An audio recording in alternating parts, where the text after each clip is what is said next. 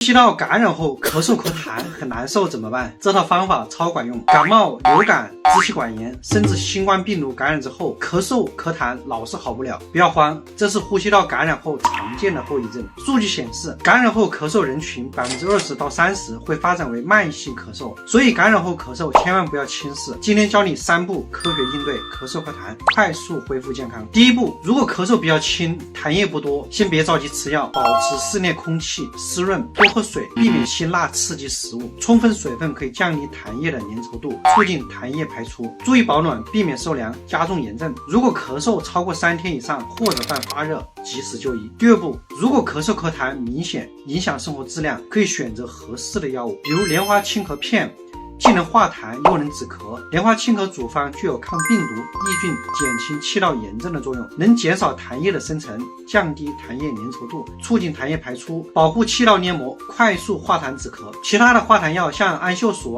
乙酰半胱酸适合痰液粘稠的人，但是3岁以下儿童慎用氨溴特罗，因为它是复方药，可能会引起手抖等副作用。如果咳嗽剧烈、夜间加重，可以短期使用右美沙芬止咳，但不建议长期使用，避免抑制咳嗽反射。第3步，如果咳嗽超过1个星期，咳痰变成黄绿色或者伴有发热，可能存在细菌感染，需要考虑加上抗生素。首选头孢类的，像头孢克洛、头孢克沃，过敏的风险低一点，适合大多数人群。第二种，青霉素类，像阿莫西林，但要确认没有过敏史再用，因为过敏发生率相对较高。第3种，大环内酯类，像阿奇霉素，适合支原体或者衣原体感染，但是这几年它的耐药率有点上升。如果症状加重，伴高热、胸痛或者孩子精神萎靡，务必要到医院查血常规或者拍胸片，排除肺炎等严重的疾病。关注我，带你少走健康弯路。